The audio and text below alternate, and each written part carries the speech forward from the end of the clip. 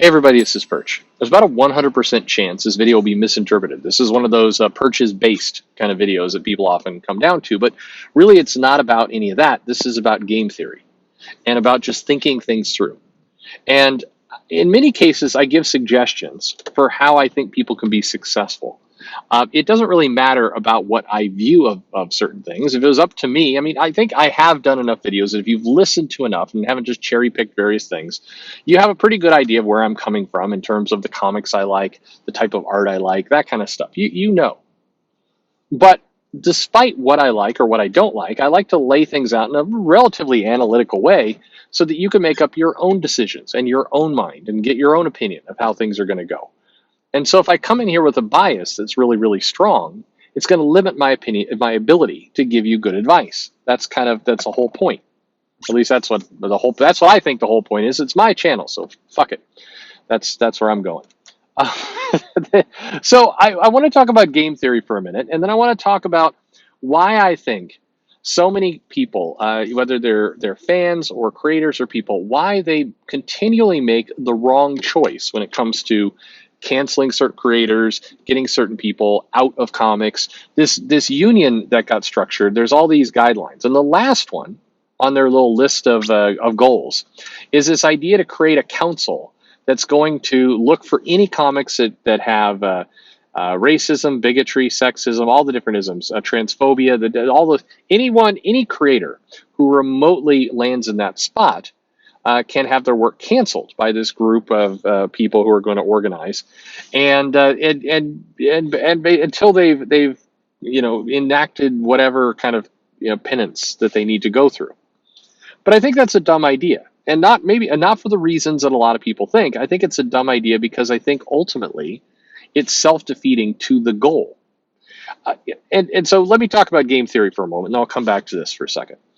Many people misunderstand what game theory is. A lot of people utilize that I don't know, I've seen it in movies, I've seen it in shows. It sounds like a popular kind of catchy thing to do. A lot of marketing consultants like to use it.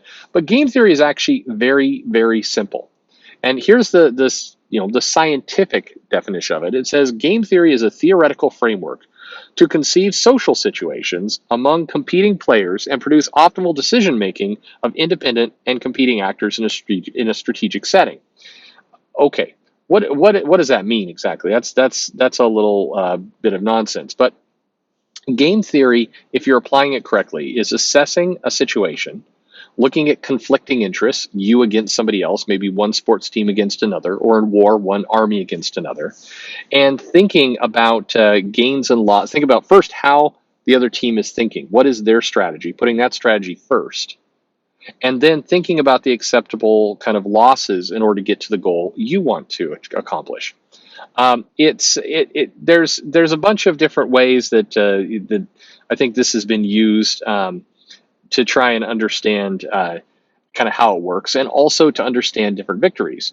In gambling or in bidding, one example of using game theory is to basically get information about the rounds of bidding or about the people doing the bidding. And basically, if you can't win, basically the item up for auction, the goal is to run up as much money as possible from your rival to kind of take them out of the equation for future opportunities, basically to use their own strategy against them, to get into their mentality. Now, where game theory falls apart is that most people find it very, very difficult to get into the head of their opponent. Many people, and you see this in comics all the time, they view the opposing side, whether it's the Comicsgate side or the SJW side or the woke side or the whatever, they view that other side as stupid. They're idiots. They're dumb. And as soon as you go down that path, well, now you've created a bias in your own mind. You're going to view their actions as stupid, dumb, racist, bigoted, whatever it happens to be, and you're going to miss a lot of the strategy because you're undercounting them. You're basically looking at them as less, and as a result, you're going to formulate strategies based on a weaker opponent. And you can't. Somebody whose ideas are stupid is very different from somebody who is stupid. Lots of smart people can have lots of stupid ideas. That's why you have to be very careful about formulating a strategy and thinking about your opponent. So it's that really sums up, I think, the flaw in how a lot of this cancellation stuff works. So the Comics Code Authority was put into place and was generally reviled as something that felt like censorship, something that felt like I don't know, just a bad outcome for comics. Creators didn't care for it. It got to feel like just a stuffy, ugly thing. And then when it finally went away, a lot of creators were very happy. They didn't like it. They didn't like the feeling of constraint with the Comics Code Authority. What's odd is that we're in the process of reinstalling a new one, where this idea of, hey, if a creative team, if a creator is, I don't know, we've determined on Twitter, using the court of Twitter, that they are bigoted, awful people. Okay, there's some consensus among a small group of people that this person is a bad person, and we need to get rid of them. The problem is we've now seen, I don't know, a couple of years of success where if somebody wants to get their comic out, if somebody wants to go direct, in many cases, your side, if you have a comic and somebody decides you're a bad person and you can't get it published at Image drops you, or Mad Cave drops you, or Aftershock drops you, or some smaller publisher drops you, right? Because you're a bad person.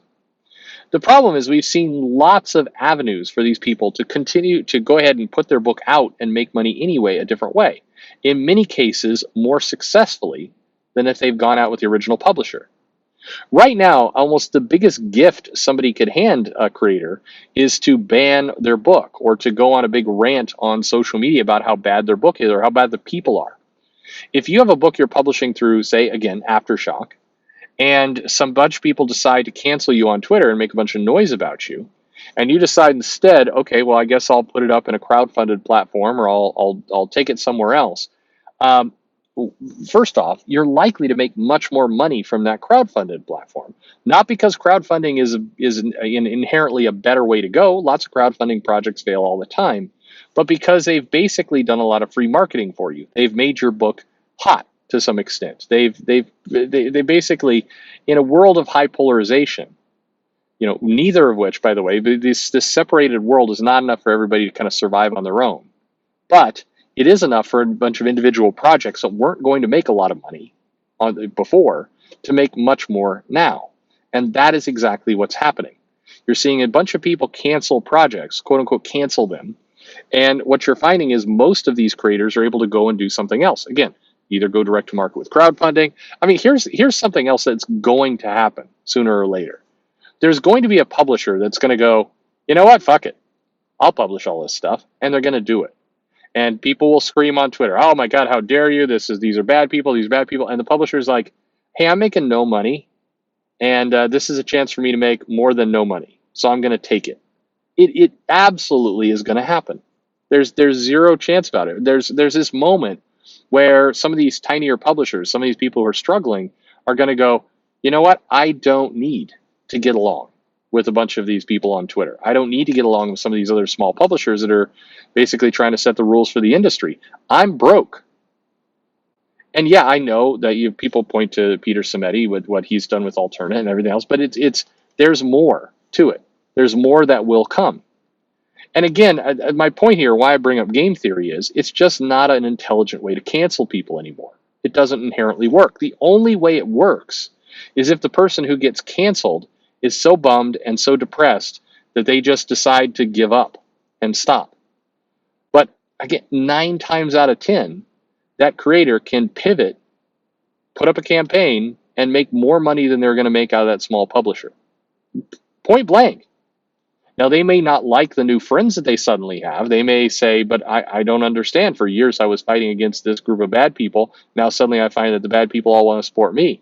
And many people will, by the way, will turn around and say, I can't do it. I can't do it. And they'll just accept, having nothing. But increasingly, what I'm seeing in this industry is people are tired of that. They actually would like to, earn a wage. They would actually like to be able to pay their bills. They would like to be able to work in comics in some form or some fashion and get paid for it. And the idea that they need to do it a very specific way to a very certain set of people, I think a lot of people will play along with that game as long as it's not impacting them. But the second it does, they have a choice to make.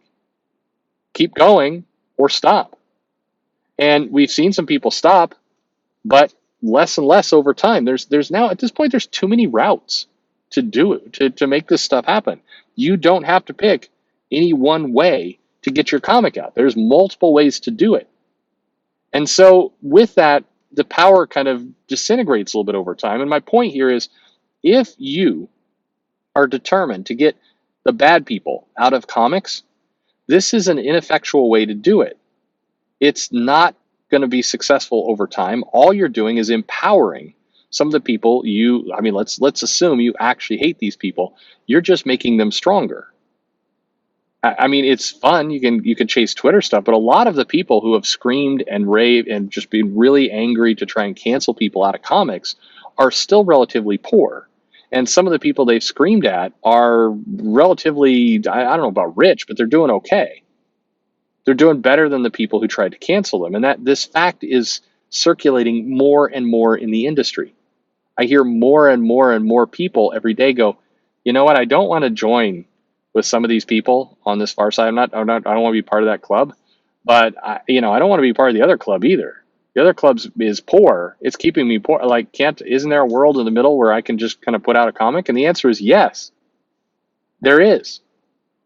There's plenty of ability to put out a comic without declaring kind of your ideology or any of that kind of stuff. Yes, publishers who are having it rough right now are also looking at it going, I just need to make some money to pay people, to pay my bills. We're entering into a very strange time. But again, I point out the strategy being used to cancel these people, to shut it all down. It's not a good strategy. And forget whether it's right or wrong. Again, this is the game theory part. Put away whether you agree or disagree with the intentions here. It's just not a way to go do it. It's not a smart, effective means to control. And that is the goal, right? The goal is to control things. This is a bad way to do that.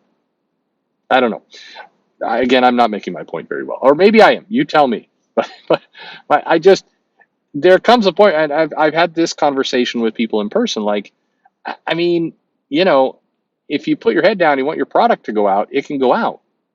There's ways to do it. Now, it may not be the way you thought it was going to go, but at this point, there's enough routes that if you want to put your book out, there's not really a way to cancel you. Again, going back to this union, this line about we want to form a committee of people who vote in, vote out. The challenge is, okay, let's assume they do that. And let's assume they get it and they start voting on books and somebody bad comes up and they elect to punt them out of the company. What really changes? What changes? The Warren Ellis project that was announced at Image, Eric Stevenson said, no, he canned it. Is this committee of people going to can more things than that? It seems like Image is already blocking out stuff. Is there more stuff to be blocked out? And at some point, if there is more stuff to be blocked out, where's it going to go? Some of these creators do sell books. As funny, crazy as it sounds, everybody could be upset with Warren Ellis. If Warren Ellis just put his head down and started putting out titles with some publisher that would do it or crowdfund, he'd do just fine. Probably as well as he was doing, probably better. His name still counts. It still matters. So what are we pushing people into exactly? Where is this going? What is the point? If the point is to keep people out of, my turf at Image, okay, but I don't know if that leads anywhere good long term. It feels like all that the only place that's going to lead is, fewer books at Image, fewer profits at Image. I don't know. This feels like handing the people you don't like a weapon. That's what it feels like to me. You got at this point, because the cancellation is not proving to be very successful if the person who was canceled is determined to just get the book out anyway. That's my observation here. It's not actually working like people want it to. So at some point, do you say, well, wait a minute, maybe I better come up with a better strategy because my goals are not being met. I'm just handing my enemies more money. It's what it feels like is going on. You tell me. Anyway, thanks for listening.